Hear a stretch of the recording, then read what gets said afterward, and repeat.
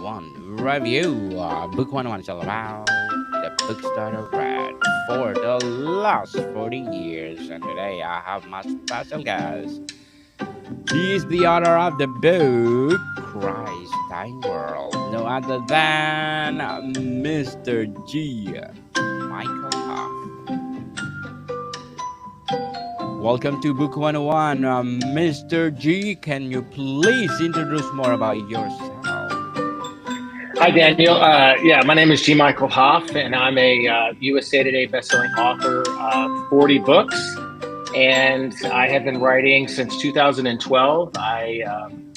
Cries of a Dying World, which you're showing there, is my 40th book. And besides that, I'm also the owner and founder of two different publishing houses. One is called Beyond the Free Publishing, and the other is Free Reign Publishing. Congratulations, Mr. G. Michael House, for sharing your knowledge to the world. And what message or warning does the title convey to readers? Christ Dying World. Cries of a Dying World is a standalone apocalyptic novel. Kind of showcases kind of love, loss, forgiveness. All of my apocalyptic stories kind of really delve into kind of more of the human condition, or individuals dealing in a very stressful and lethal environment. So their true character really kind of shines through in those environments. And so Cries of a Dying World kind of covers, a man who's lost his wife. So he's been dealing in the grief and the suffering from that. He also has a son that he's been estranged from. They become privy to an asteroid that's got an imminent kind of impact in Earth, and it's going to create an extinction level event. And so you end up having people, what are their decisions if you've been given 2 weeks to live, and pretty much all of planet Earth has been given 2 weeks to live. What do you do with that time? And so it kind of covers kind of a myriad of characters. Mainly, again, Ethan is the main protagonist, and several other characters as they're struggling to kind of figure out what they're going to do with that time they have left. Is this book more a call of action, a reflection, or a narrative exploration, or all three? Like I mentioned, it's more of a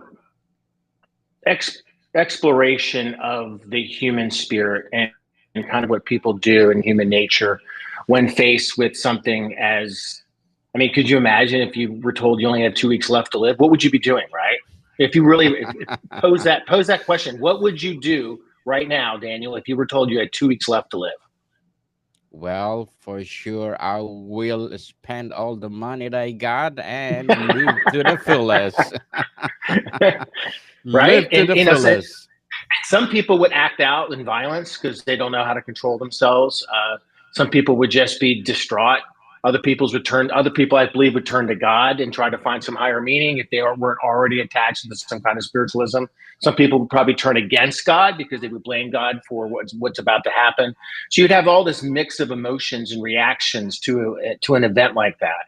And I kind of cover that, again, focusing on the one protagonist, Ethan, as he's already been dealing with the grief of losing his wife, which he blames himself for, and then trying to rekindle the relationship with his older son, with his adult son. Interesting indeed. Mr. Michael, how much of the book is based in real world events or data versus fictional or symbolic storytelling? It's well, clearly we've not as a human civilization experienced an extinction level event like an asteroid impact. However, what I do is I pull from other events that have occurred. I mean, I think that there's been five major extinction levels or extinction level events that have happened to Earth. And so I use a lot of science that backs up kind of what would be the aftermath of an impact, what that would do to civilization, to the planet specifically. I did a deep dive into how government's reactions would be with that. Something you guys would not pretty much like. Government pretty much takes care of itself as an entity and leaves people defend for themselves for the most part. It's called continuity of government. So again, like I said, most government themselves would just kind of look inward and take care of itself in hopes that it could survive. So it's mainly based upon a lot of research, and then just kind of the understanding of people's emotional states and how they would handle such an event. Can you describe the tone of the book? Is it hopeful, urgent, or emotional? Very emotional, yeah. And then hopeful at the end, if that makes sense. I don't want to give away the plot. I don't want to give spoilers, but it's yeah, clearly because it's Cries of a Dying World. People are facing imminent death. Um, Clearly, it's a very, very deeply emotional book.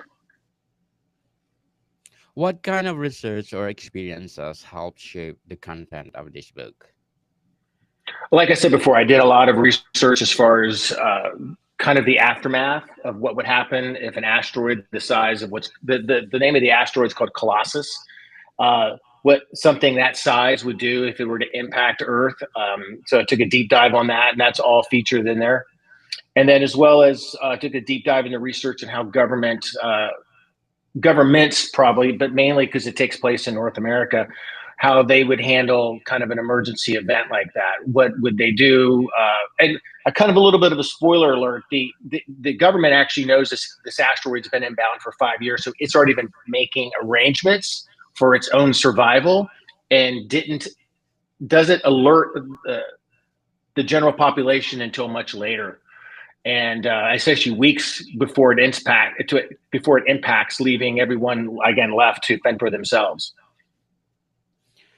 Is there a particular chapter or moment in the book that you found most difficult to write, Mr. Michael? Yeah, it was the one of the last scenes in the book when there's two people that kind of come together. They've only known each other for a matter of a week, but they're bonded together by the fact that they're going to die together. And they have some similarities in their life, and they're sitting on a beach as they watch the impact. Interesting indeed. And how does your book address issues like climate change, environmental destruction, or social injustice? None of that's covered in there. This is just a human story, just without any agenda, just facts of what would happen if an impact of its size occurs and the devastating aftermath of that. Do you explore solutions or pathways forward, or is it the book more about raising awareness? It's just again, when I'm writing it, I didn't have any kind of agenda in mind. I'm just a storyteller, and I wanted to tell a story that had a deep human connection for people to read. They're also making it very entertaining, like my other books, but one that I hope that when people read it, they really feel a connection to the characters, have some rapport with them, because the people are fleshed out just like you and I. They're just people. They're not perfect. They've made mistakes in their lives, and some of them are coming to deal with that, how they've conducted themselves in their life, and now they've been given essentially a final chance to remedy some of those past decisions because they only have 2 weeks left to do so. So it's really, again, a deep exploration of the human spirit and the human condition. Indeed. So, what role does human behavior play in dying world you describe? Oh, I mean, I think I mentioned earlier, you'll get you'll get a myriad of responses when someone is told exactly, how they should react, or when they're faced with such news. I mean, you'll get all kinds. You'll get people rioting in the streets. You'll get people committing violence. You'll get other people banding together. Other people finding connection with other human beings they've just met because they're all on the same, sinking ship, as you could say, which is planet Earth. And there's nowhere to go. There's nowhere to hide. And but there is some false hope there in those regards. But there's just a reckoning of past decisions, and yeah, I don't want to say that there's a lot of sadness in the book, but I think there's also a lot of hope, because what I want people to do is I want people to look at their own lives, and if they were faced with such a situation where they say, listen, you've got, and people that have been diagnosed with this, cancers and diseases, and they've been given a timeline. they can have an understanding of what that means when they've been given an actual timeline on their actual death. And most of us go about our days not thinking about it. It's nowhere, even though we all know we're all going to die one day. That's a fact. But we don't know when that is. And so we put that out in the distance somewhere. It's not real. But when you're faced with that reality that you have an actual expiration date on you, what do you do with that information? And I've always found it fascinating. I've always found a lot of inspiration from people that are, say, have gone through cancer or other diagnoses of medical conditions that have given them that timeline. Like, what I've thought about, like, how would I live my life? You like to think of how you would live your life, but how would you really? What would you really do if it was real? And I explore that in this book. So, Mr. Michael, how do art, literature, and storytelling contribute to a global awareness and change? Well, I think, literature and art itself is a beautiful thing. It's really what separates, mankind from the rest of the animals on the planet. And while we're a complicated species, where we do our best at destruction, right? We also find ways of just lots of beauty that we have, right? Whether it's the words that we create, the things that the words that we put together, or the things that we create can be very, very beautiful. So we're very complicated. And I think when it comes to art, I think the written word is beautiful. And I'm a big advocate for literacy. I think it's important because it's only when someone knows how to read and comprehend that they can form an opinion for themselves. They don't have to be just told what to think. They can formulate an opinion of themselves. And you go back and look at kind of like early European history. So, before people could really read, you had priests and popes and other people of the church kind of telling them what the Bible said specifically, because most people couldn't read it. But then when people started reading it themselves, when literacy rates climbed, then you had a different viewpoint. And so I'm a big advocate on literacy. And I think the written word is powerful, very powerful. Powerful indeed, and very well said, Mr. Michael. Very well said. So tell us, as an author, what will be your short-term and long-term goals in writing? Well, I plan on writing the rest of my life. And then I also, do consulting, and then I own 2 publishing companies, which have done really, really well. I had a third one that didn't do all that good, so I shut that down. But I will be writing until the day that I die. There's no reason why I can't. I enjoy it. I've done, I said, 40 books in my short time as a writer since 2012. First published my very first book in 2013. So I don't see any reason why I'll stop. I take some pauses here and there, but I'll continue to write for the rest of my life. It's what I do for a living, and it's what I'll continue to do. Good luck to your goals, Mr. Michael, and looking forward for more success and award-winning novels. So what would be your advice for those people out there who want to write their own book? It's a great question. And I always go back to, an inspiration for me, someone who I used to read a lot when I was younger, is Ernest Hemingway. And he was it was an interview he was in. He was being asked the best advice he would give to an aspiring writer, and it's simple, and that is just write. I think so often writers they stop themselves, and they put a lot of different obstacles in their way before they actually start putting that first word on the page. And I always recommend that they just start writing. If they've got a story, if they've got something that inspires them, if they've got something they want to get out to the world, I suggest just sitting down in front of their computer or open a journal, whatever that is, however they want to express themselves, and just start to write. Of course, I'm a big believer in education, and so that they can hone their craft as a writer.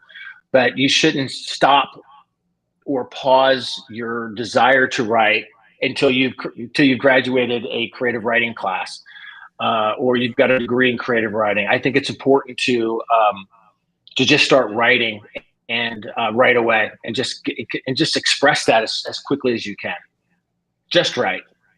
Just write and write, people, and stop procrastinating. If you have the passion to write, share to the world like Mr.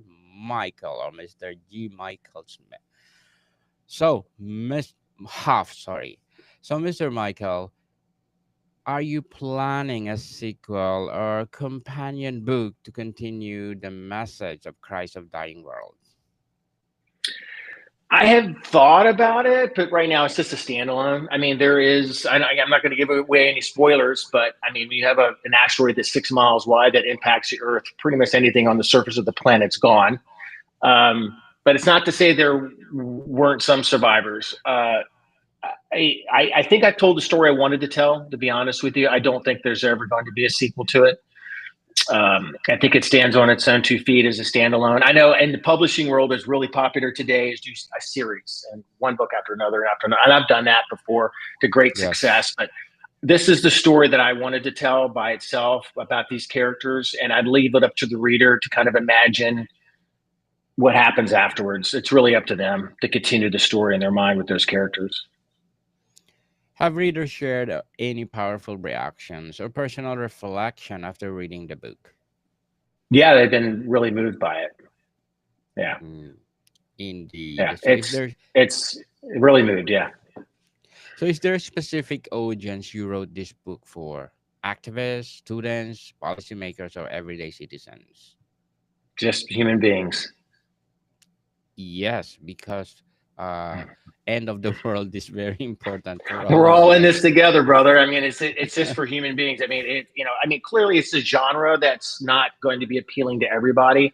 Because we all have our likes and dislikes. Apocalyptic genre again not for everybody. It tends to have a lot more violence in it. Graphic violence, just because that's what happens when people are stuck in a situation like that, where there's no rule of law and things like that, and things tend to get a little crazy. So it may not be everyone's cup of tea, but as far as the human story that's being told and the situations these characters have gone through and who they are as people, it's for everybody, really. What do you think is the most urgent cry the world is expressing right now? I think that we should all recognize that I think if we have this perspective that we could go at any day, I think we might treat our fellow citizens, our fellow human beings, and citizens of the world better. I think that love is powerful, and I think we should lean into that and care for one another. Yes, love is powerful. Indeed. Very well said. Mr. Michael, very well said. How do you personally stay hopeful or motivated while writing about such weighty topics? Right. I just stay, as far as just a writer, I stay very, very active physically. And then I just have a lot of connection with friends and family. I've got 2 beautiful daughters that are teenagers. It can be kind of a lot sometimes, but we have a really close relationship, my wife and the kids. So I'm really big about family. And so I spend a lot of time with them. And they ground me as somebody. I also don't spend a lot of time on social media. In fact, I actually, not that long ago, got rid of some of my social media. I just got rid of it, and I just find connecting with people one on one, even just like this conversation you and I are having, are as far deeper than just some of those exchanges that you can get on social media. Not to say that it's not valuable and it's a good tool and people should use it 100%.